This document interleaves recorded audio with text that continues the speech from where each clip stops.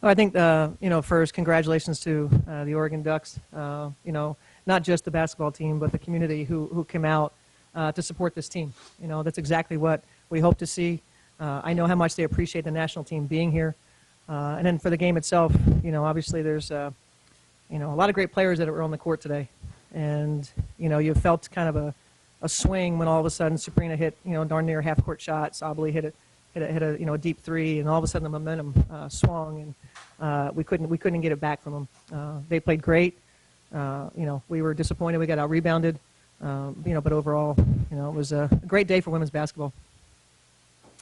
Yeah, I agree. I think the atmosphere was amazing. This is what I think we wanted on this college tour. It goes to show you, you're never too old to learn some lessons. This time we had to learn it the hard way, but again, congratulations to Oregon for playing a great game. For us, hopefully, like I said, we can learn some of these lessons and take it with us as we go to Argentina.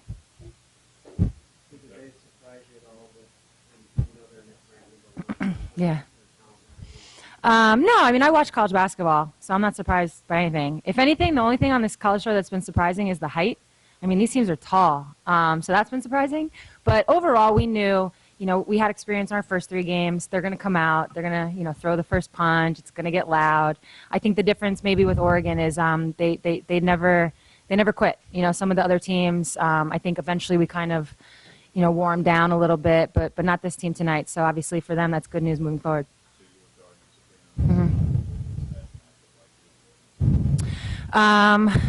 Yeah, I mean, she's obviously incredibly talented, rumored to be the #1 pick for a reason, and there's going to be a lot of pressure on her to carry her team, and she seems fit for it. I think my favorite part about her game right now is just her competitive nature.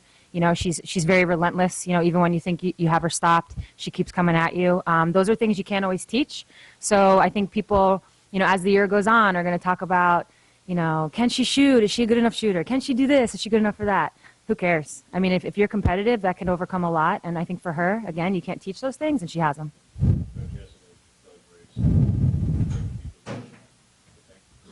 Delusional? When they literally are going for it with 5 minutes left, you think, and that's the signal that they're going for it. Well, I think Kelly Graves is probably one of the best sandbaggers that ever coached. He knew, what a good team he has, and all the college coaches talk to each other. He was on the phone getting a scouting report. They wanted to win the game badly. Every team that we've played want to win the game badly. It has such implications for the college team, and so we haven't gone into any arena yet thinking that we're just going to just win the game. We know we have to play. They've made us play. Every college team has made us play. Mm-hmm. And so I didn't necessarily share Kelly's viewpoint on that. I like the way we gave ourselves a chance after losing the momentum, getting it back and made some hard shots. We just couldn't grab back a hold of it and pull out the win. Success where the soccer team had, and now you kind of going into this process. Do you see a sense of momentum in the following of women's sports, and you kind of can capitalize on that a bit? Hey, we lost. Maybe people will follow us now. It's more exciting. Well, I think that's what Sue and Diana, when there was communication with USA Basketball about kind of brainstorming ways. This might be the greatest dynasty ever in sports, and it's not talked about nearly enough. And so this opportunity, to kind of bring this show on the road, and obviously what happened here, in Eugene with the crowd, they've got a special thing going. And, hopefully it's a case that, there's an appreciation. We can connect the college game with these pros that play for the national team. I feel the wave. I feel the wave of interest. This is the absolute perfect time, I think, to capitalize on that. I think Eugene did it best. They were really good and passionate, and they got a great team. Mm-hmm. I think for this team specifically, like this roster, and maybe this falls on myself and Dee, when you put this jersey on, nobody cares if you're a 4-time Olympian or if it's your first time. They're coming out and they're going to give you your best shot. We see that internationally. We see it against these college teams. Let's be honest, we're new. We're all new to each other. So we have to overcome the lack of chemistry with playing really hard and understanding that teams are going to play really hard against us. And that was something that I think, like I said, I probably failed the team in not communicating. And that's a lesson that we can learn moving forward. It's more, you know, to be honest, it's actually more of a reminder. I think some of us already knew. The ones that didn't, now they've learned. You know, you never want to learn the hard way, but sometimes that's it's the only way. Sometimes the toughest losses are kind of your biggest wins. Hopefully that can be the case here. And, you know, I look back to, you know, Cheryl mentioned the dynasty. It started because we lost in 2006 in the World Championships. So sometimes it can help you to wake up a little bit.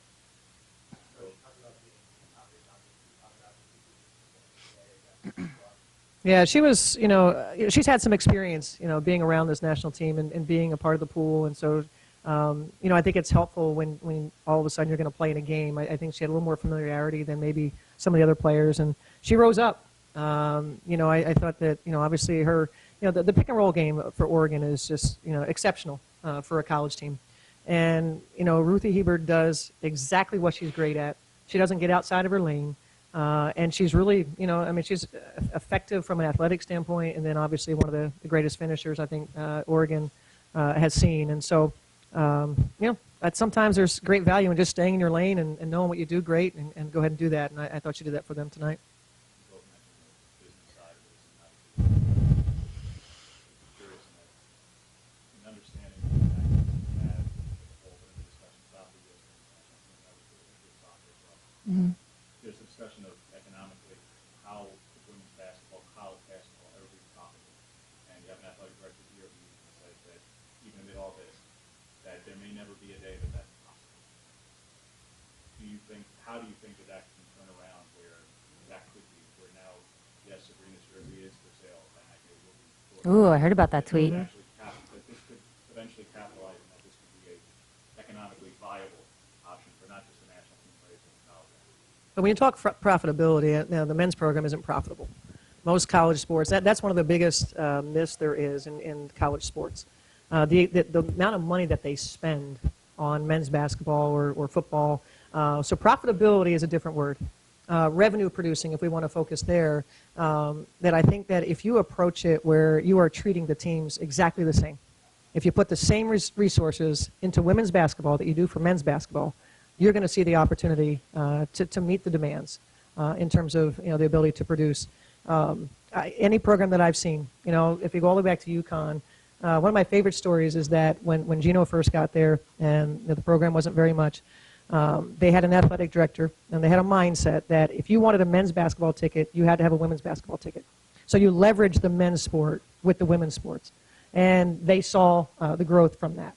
And I think that for me, it's a mindset and how we treat women. And so for the AD to say that it could never be is unfortunate. And that's sort of the mindset that's going to hold women back. And we need to make sure that you know, we are positioning ourselves equally. And when you do it the same, when you market the same, when you do everything the same, and you cover it, where's the media? You know, when the media is here and we're on TV, you know, you just see, and that's why I think that we're experiencing this wave in the women's game is because we're getting more coverage, right? But right now we get less than 5% of media coverage. So in a near media blackout, look at the success that women's sports are having, and particularly women's basketball, despite not being able to see us. Where can we find the game today? Where can we find it? On an app somewhere? And I know that's kind of cool these days. Everything's on this device, but it's all about visibility and exposure. You know, I know media gets called out for everything these days, but that's a big, hey, media decided Major League Baseball was going to be successful way back when. And so I think when we decide that those things can happen, when more than 5% of the global marketing dollars go into women's sports, we're going to continue to see growth. But until then, it's going to be a challenge. And so I think it's a mindset. And you can see that, Sue, he really poked me. No, I'm like, preach! Keep going! Keep going. You're killing it. What she said.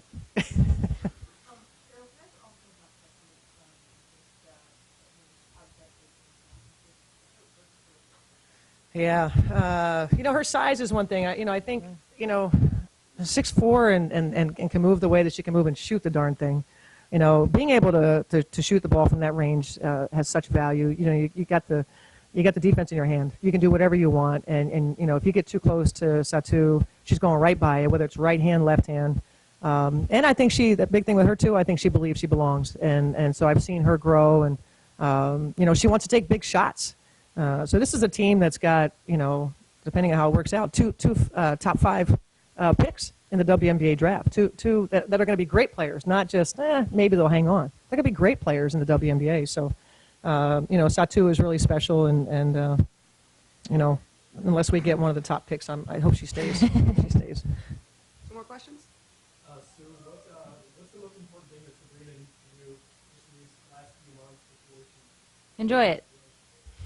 You only get to go to college once, so she should just soak it all in. WNBA, overseas, the maybe Nike contract she might get. I'm not saying that to be weird. It's an Oregon school. It's the only reason I said it. Whatever shoe deal she gets, all that stuff will be waiting for her. It's going to come eventually. She needs to just enjoy this ride. She's going to want to finish it right. Speaking for someone that won their senior year, there's no better feeling than walking off the court knowing you're a winner. You literally leave with no regrets. So hopefully she has that mindset.